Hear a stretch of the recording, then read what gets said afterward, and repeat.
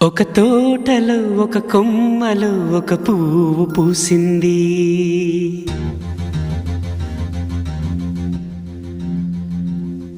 మహారాణిలా మహాలక్ష్మిలా ఆ పువ్వు నవ్వింది.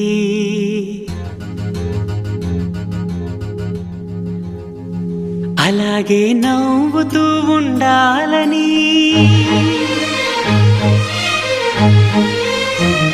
అలాగే నవ్వుతూ ఉండాలని నింగి నేల వాగు వంక చెట్టు చేమ గువగూడు ఆశీర్వదించాయి.